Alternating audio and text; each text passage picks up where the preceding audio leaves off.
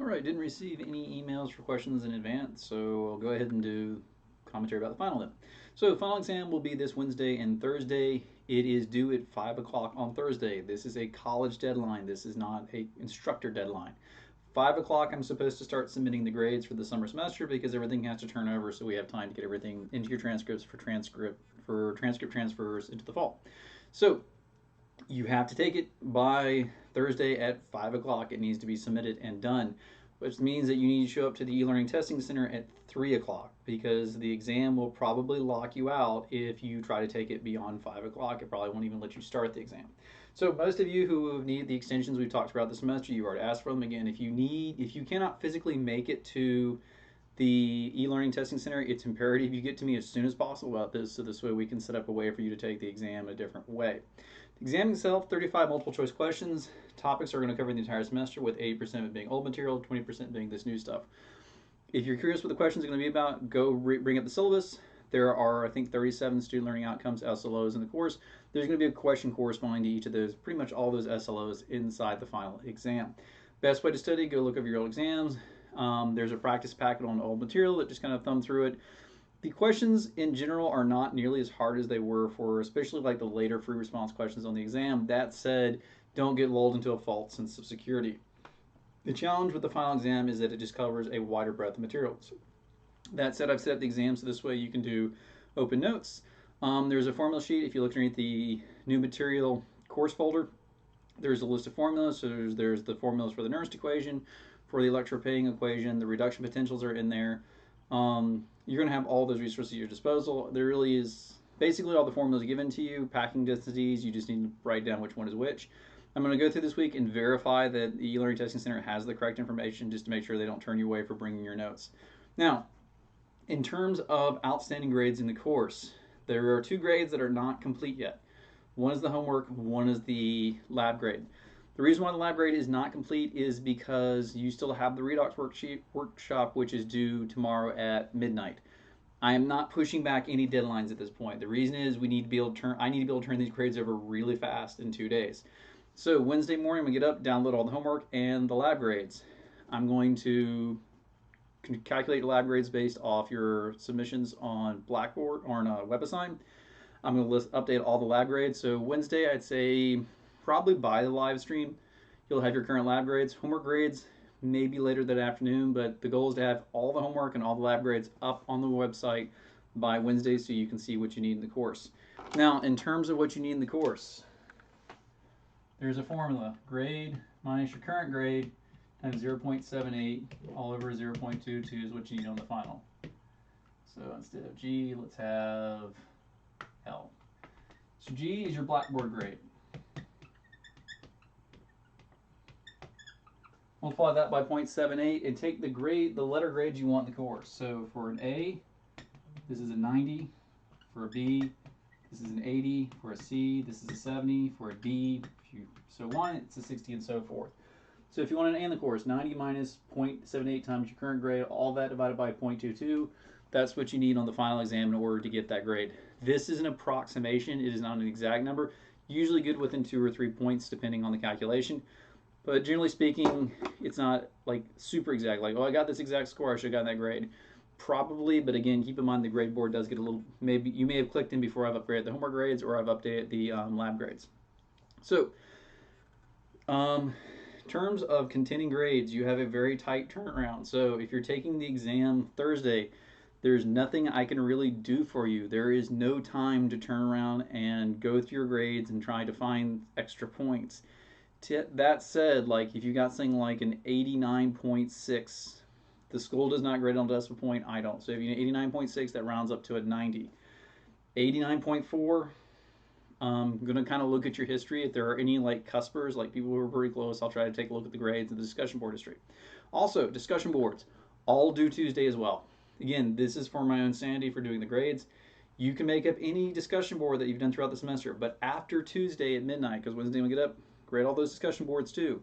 That's it. I'm not accepting any more corrections to the discussion board, and that'll be a response I give you if you post anything, is that we're kind of past that window now. I need to start getting grades in soon. I want to make sure the only thing you have outstanding Wednesday and Thursday is your final exam. This grade will get posted. as soon as I can get it posted. Now for the final exam, I guess we should go back to that. 35 questions, multiple choice. There are partial credits for this multiple choice. So this is actually a very heavily engineered exam. Basically, they're particularly for questions that involve 1, 2, or 3 concepts. There are partial credits for getting certain answers, like maybe you were supposed to find a mass, but you ended up with moles. And so moles was an answer, you put it in there, and it's wrong because you didn't get the mass, but you did have the moles correct, so you would get partial credit for that. You also have the option of uploading the work. I'm going to go to the work if it means like kind of looking for some extra points, but generally speaking, the way this exam is written, all the partial credit is already built into the answer key. So it's really hard to kind of push any type of extra credit for this final exam. So that's kind of the big picture. Again, Thursday afternoon, I need to submit all the grades. So Thursday at 5 o'clock, everything's shut off. There's nothing else I can do for you at that point. All right, so I see there's a couple people waiting. I'm going to have the chat open till about 10:10. If I don't get any questions, I'll shut the camera down and start getting some work done. Let's see if this email...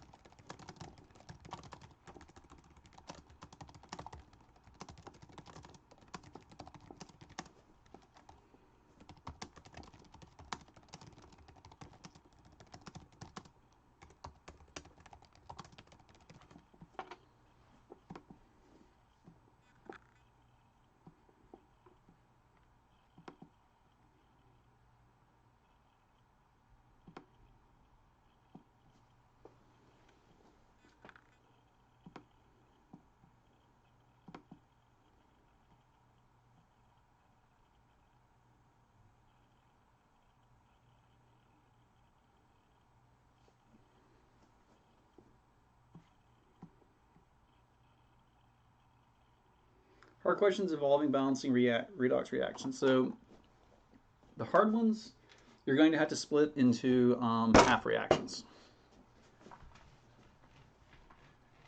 And they are hard.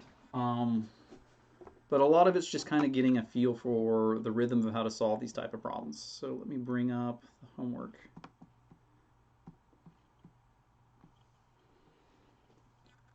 So if you download the course notes, there's a whole procedure on how to balance the really hard redox reactions.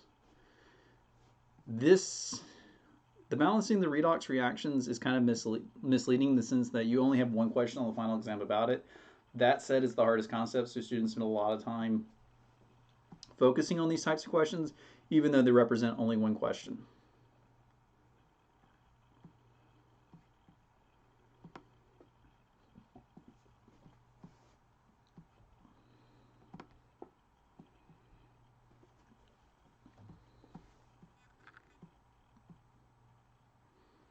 So let's pick a hard one. Iodate.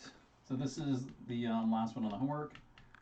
Iodate plus whatever that is.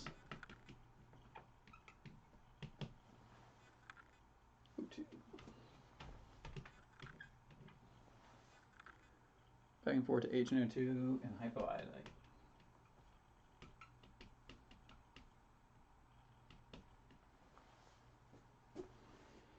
Now for the homework, I had to put H plus and water on both sides, otherwise it becomes very easy to reverse engineer what the correct answer should be.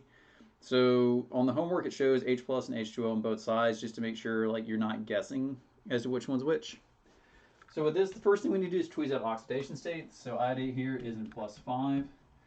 This comes from assuming oxygen being the more electronegative element takes a -2 charge. So we got oxidation state of iodine plus 3 times -2 gives me -1. So the oxidation state of iodine here is +5. Nitrogen. We have 2 hydrogens, 2 nitrogens, 2 oxygens, and the charge in this molecule is 0. Hydrogen is the least electronegative, so it's going to take its most positive oxidation state. It's going to be +1. Oxygen is most electronegative, it's going to have a -2, so that gives 2 plus twice the charge on nitrogen plus 2 times -2 equals 0. So we get nitrogen here is in a +1 oxidation state. Nitrite, same reasoning. In this case, nitrogen is going to be +3, and here iodine is going to be +1. So once we got the oxidation states, we're going to look at our half reactions. So we've got 2 half reactions. We've got IO3 -1 goes back and forth to IO -1. We have H2 into O2 goes back and forth into HNO2. Now, some books will teach you at the half reaction, balance the hydrogen and the oxygen while you're here. Don't do that. That's really a lot of work and it's not worth it. Here, we're just going to focus on balancing the electrons and the oxidized and reduced species. So here we have 1 ion and 1 iodine, so that's balanced. Here we have 2 nitrogens and 1 nitrogen, so we need to put a 2 in front of this HNO2. Iodine here is going from +5 to +1, so that's 4 electrons. So we have iodine gaining 4 electrons to go from +5 to +1. There's 1 iodine doing that, so 4 times 1 is going to give you 4. For nitrogen, we have it going from +1 to +3. And there are 2 of them doing it. So it's getting more positive, that means it's being oxidized. And that will be 4 electrons. And again, this 4 electrons comes from, we have each nitrogen atom going from +1 to +3, that's 2 electrons. And we've got 2 nitrogen atoms doing that. So it gives us a total of 4 electrons. So at this point, if we add these 2 reactions back together, the 4 electrons will cancel. And so we get IO3 plus H2NO2 goes back and forth to 2HNO2 plus IO -1. So we are balanced in terms of electrons. The next step here is to balance the oxygens, and we're going to do that with water. So we got 3 oxygens here, 2 oxygens here, 4 oxygens here, and 1 here, or yeah, 1 here. So 3 plus 2 is 5. 5, so we don't need water on either side to balance this reaction. Now we do hydrogen. We have 2 hydrogens here, 2 hydrogens here, and that makes them balanced. Was it really that easy? Yes, it actually is. So in terms of the final answer, all you had to do was double the number of nitrites. But it's basically the same approach. Go through, identify the oxidized and reduced species, break into your half reactions, balance the oxidized reduced species first, balance the electrons. Don't bother about trying to balance the oxygen, the hydrogen, the half reaction step. It doesn't matter. It's kind of people teach that because they were taught half reactions and they automatically try to balance a half reaction. You don't have to do that. It's a lot of work. Take your 2 half reactions, multiply them by whatever it takes to cancel out the number of electrons, add them back together, and then balance your oxygens and your hydrogens.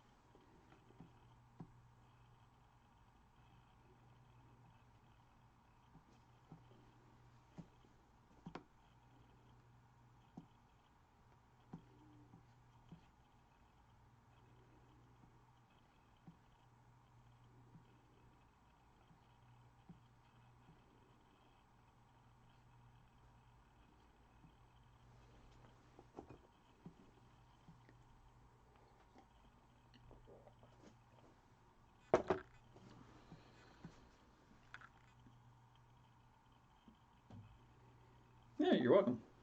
It's very much just a process. So, I mean, redox is very intimidating, and particularly when I first started teaching this course, it was really problematic because right now I'm kind of enjoying the fact that a lot of these homeworks have been worked out, a lot of the problem sets have been worked out.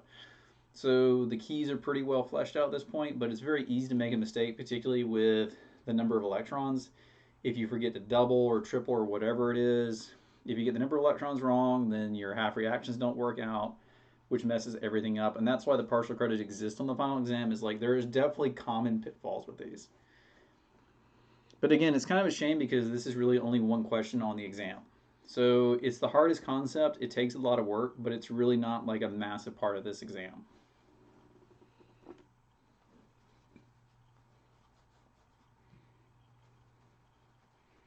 So do take it seriously, but understand like the homework problems are way harder than what you're going to see on the final.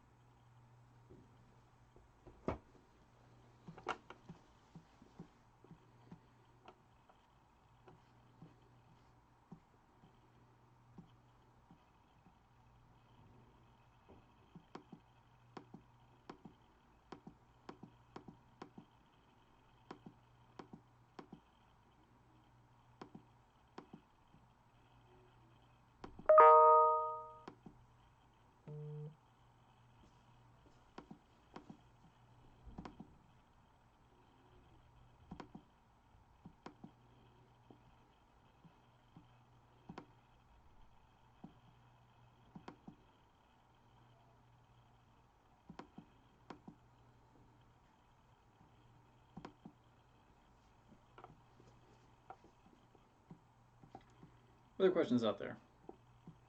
I'm having answered a lot by emails too.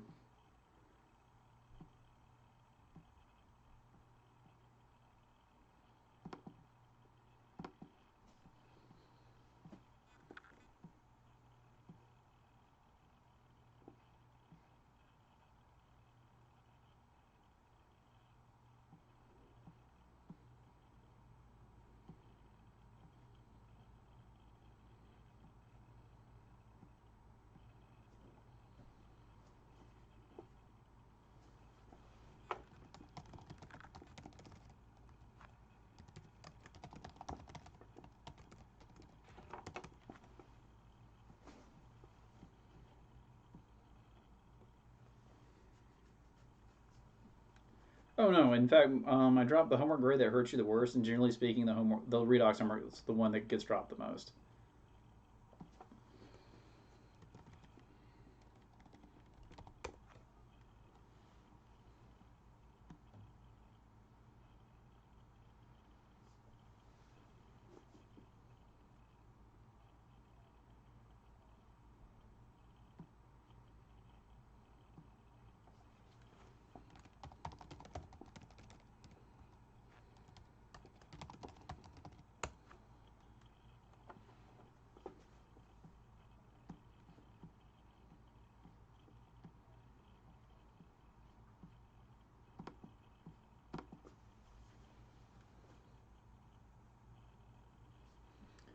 To see what you missed, I'd have to go through and actually look at it.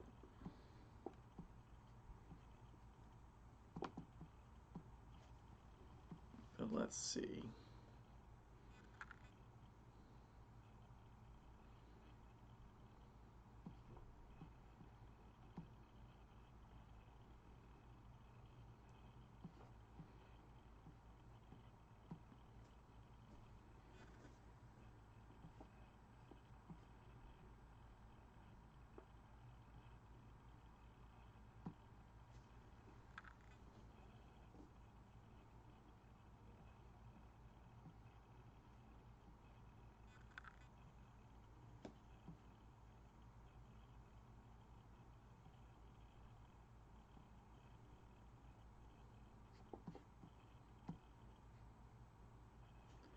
Let me see if I can force it to share the scores.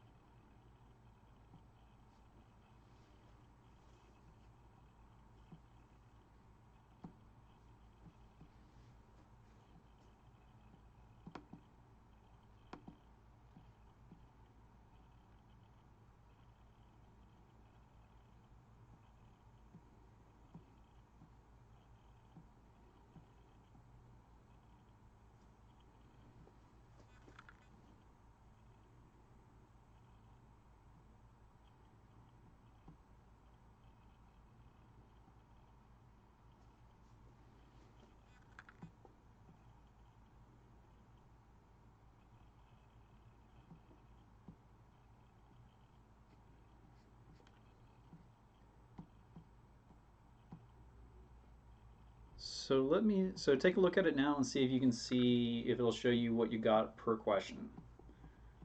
We'll see if this worked.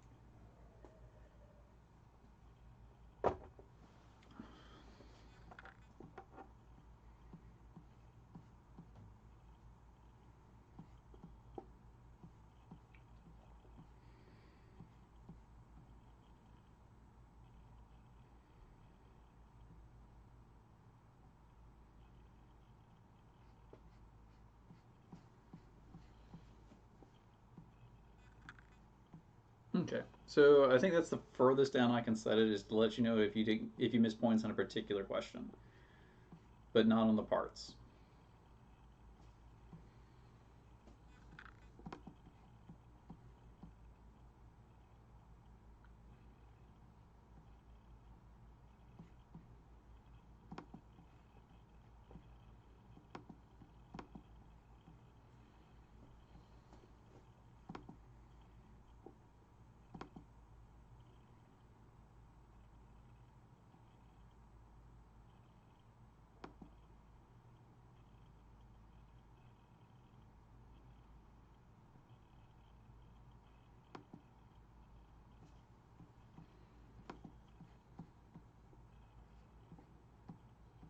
You're welcome.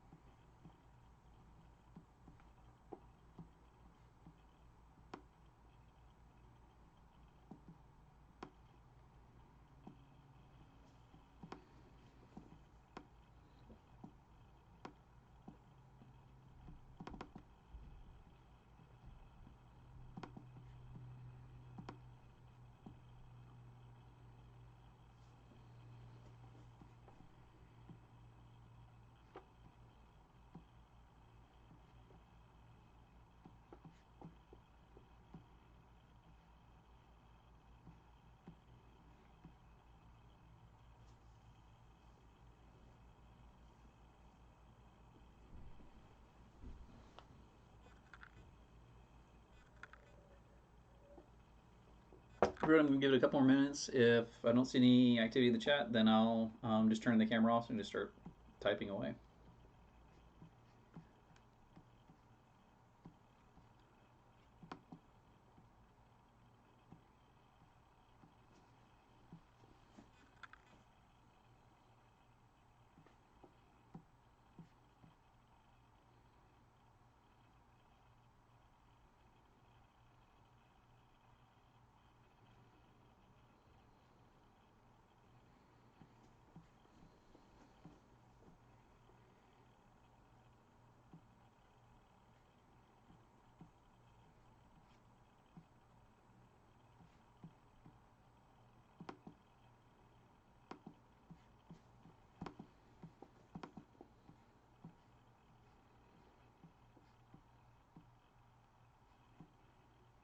Right, so I'm going to turn the camera off. Again, I'm here.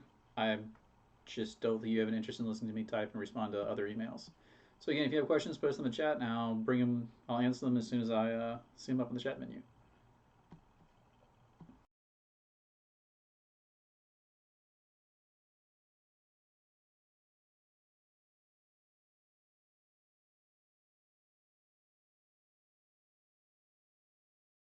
Of course, there's a question as soon as I turn it off.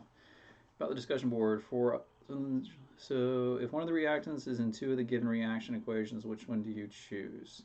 So in that case, if you've got a reactant that appears in two different ones, typically you're going to try to balance all the other ones but that, and then see what you end up with.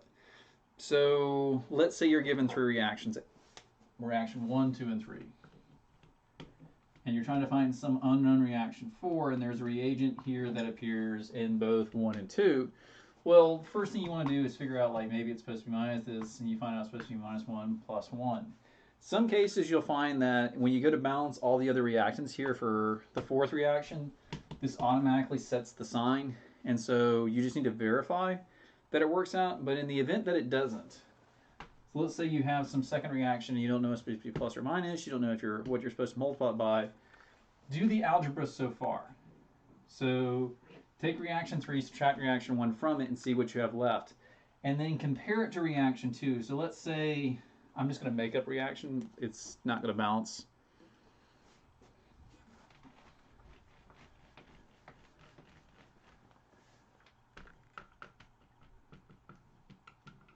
CH2, we have H2O, or I'm sorry, hydrogen and oxygen go to 2H2O. We have 3O2 here to give us CO2 plus 2H2O. And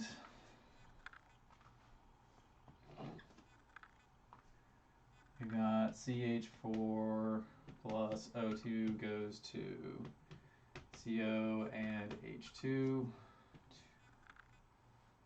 and 4.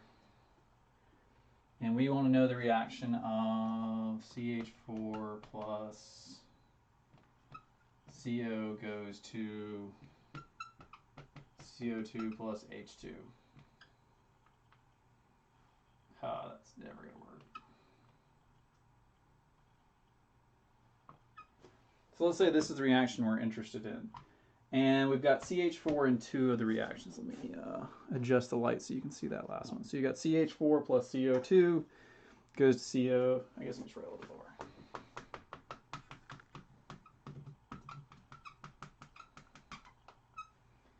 And the problem here is that we have CH4 in 2 reactions. So let's just focus on the ones we have. We got CO2 and CO2 here. We need a negative here to flip it, and we need a 1.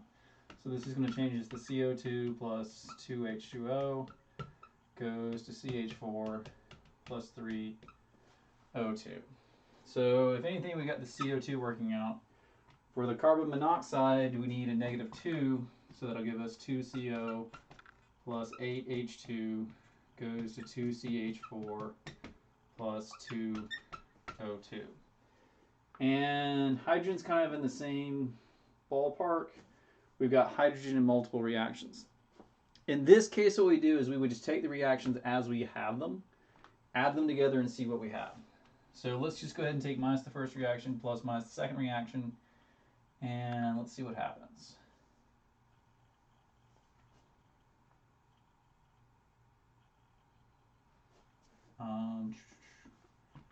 So we get 2O2, 3CH4, actually we get 5O2, and 2CO plus 2H2O plus 4 hydrogen. Again, this is just kind of a quick and dirty demonstration. What you would do from here is you would look at the second reaction and you would see how you would have to add and subtract it to get off the unwanted reagents. Again, this is just kind of a bad example to come up with off the fly, but that's effectively what you do. Is you say, well, I don't really know how the third reaction plays in, but I know how the first and third will work. So let me see what I get when I just do the first and third, and anything that needs to be removed will be removed by the second reaction. Now, this is also a good argument why you would not want to do it by adding and subtracting reactions, because there is a degree of cleverness associated with this. You're much better to do this by Hess's law. So by Hess's law, we don't even worry with this.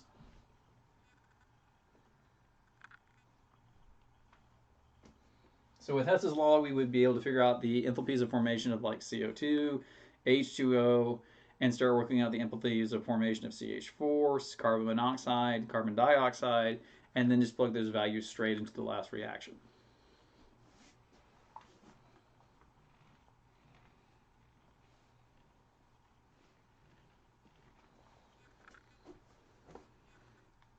In case you haven't guessed, I'm very against adding and subtracting reactions. I get why it's taught. It's a cute consequence of Hess's law. In practice, nobody does it that way. It's horribly inconvenient. And we have tables of energies of formation, Gibbs of formation, enthalpy of formation, even entropy of formation that you can just go look up. You don't have to worry about it. No one in practice adds and subtracts reactions. All they do is write out the Hess's law for the reaction they're interested in, and then go look at the thermodynamic values.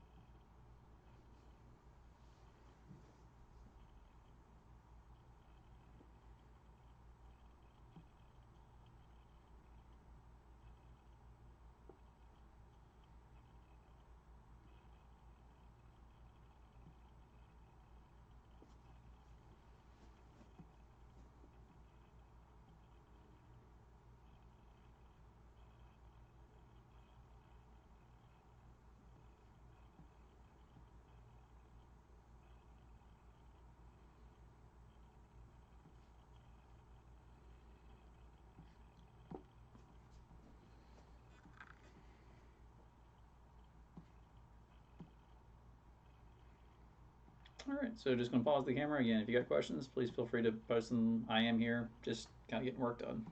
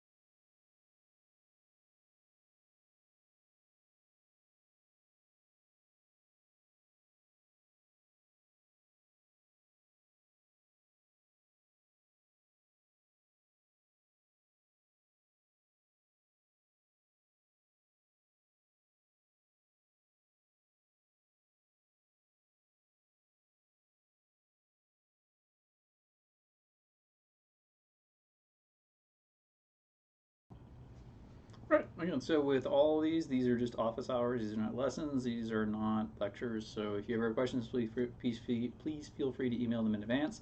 We have live streams all day this week, so Tuesday, Wednesday, and Thursday, even during the exam period, in case you kind of need to wait that long to take the exam. That's fine. But again, please email me your questions in advance if you got them. Otherwise, I will see y'all for just 3 more days this week. So good luck.